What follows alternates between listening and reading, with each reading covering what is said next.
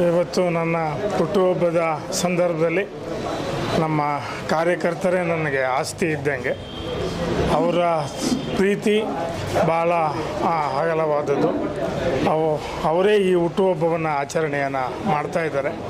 ನಮ್ಮ ಪದ್ಮನಾಭನಗರ ವಿಧಾನಸಭಾ ಕ್ಷೇತ್ರದಲ್ಲಿ ಕರೇಸಂದ್ರ ವಾರ್ಡ್ನಲ್ಲಿ ಅವರೆಲ್ಲರ ಆಶೀರ್ವಾದದಿಂದ ನಾವು ಮಹಾನಗರ ಪಾಲಿಕೆ ಸದಸ್ಯರಾಗಕ್ಕೆ ನಮಗೊಂದು ಅವಕಾಶ ಸಿಕ್ತು. ಈ ಸಂದರ್ಭದಲ್ಲಿ ಅವರ ಪ್ರೀತಿ ವಿಶ್ವಾಸವನ್ನು ಇವತ್ತು ಹಂಚಿಕೊಂಡು ಖುದ್ದಾಗಿ ಬಂದು ನಮ್ಮ ಈ ಹುಟ್ಟುಹಬ್ಬವನ್ನು ಆಚರಣೆ ಮಾಡ್ತಿದ್ದಾರೆ. ಅವರಿಗೆ ನನ್ನ ಕುಟುಂಬದ ಪರವಾಗಿ ನನ್ನ ಪರವಾಗಿ ತುಂಬ ಹೃದಯದ ಧನ್ಯವಾದಗಳನ್ನು ಅರ್ಪಿಸೋಕ್ಕೆ ಇಷ್ಟಪಡ್ತೀನಿ. 58ನೇ ವರ್ಷದ ಹುಟ್ಟುಹಬ್ಬವನ್ನು ಎನ್ ಲಕ್ಷ್ಮೀಕಾಂತ್ ಅವರು ಆಚರಿಸ್ಕೊತಾ ಇದ್ದಾರೆ. ನಾವೆಲ್ಲ ಸೇರಿ ಅವ್ರನ್ನ ಹುಟ್ಟುಹಬ್ಬವನ್ನು ಆಚರಣೆ ಮಾಡ್ತಾಯಿದ್ದೀವಿ ವಿಜೃಂಭಣೆಯಿಂದ. ಈ ಸಾರಿ ಎಲೆಕ್ಷನ್ ಇದೆ, MP ಎಲೆಕ್ಷನ್ ಇದೆ. MP ಎಲೆಕ್ಷನ್ನಲ್ಲಿ ನಮ್ಮ ಲಕ್ಷ್ಮೀಕಾಂತ್ರವರು ಮತ್ತು ಎಲ್ಲ ಮುಖಂಡರುಗಳು ಎಲ್ಲ ಒಗ್ಗಟ್ಟಿಂದ ಸೇರಿ ಈ ಸಾರಿ ಚುನಾವಣೆ ಎದುರಿಸಬೇಕಾಗಿದೆ.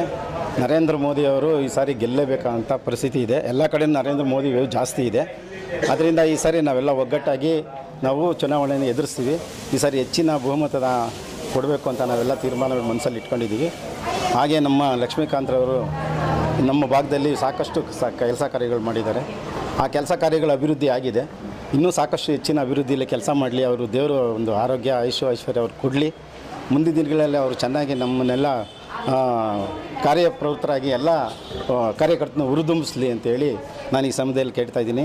ಹಾಗೆ ಅವ್ರಿಗೂ ಅವ್ರ ಮನೆಯವ್ರಿಗೂ ಅವ್ರ ಕುಟುಂಬದವ್ರಿಗೆ ಎಲ್ಲರಿಗೂ ಅವರ ಹುಟ್ಟುಹಬ್ಬದ ಹಾರ್ದಿಕ ಶುಭಾಶಯಗಳನ್ನ ಹೇಳೋಕ್ಕೆ ಇಷ್ಟಪಡ್ತೀನಿ.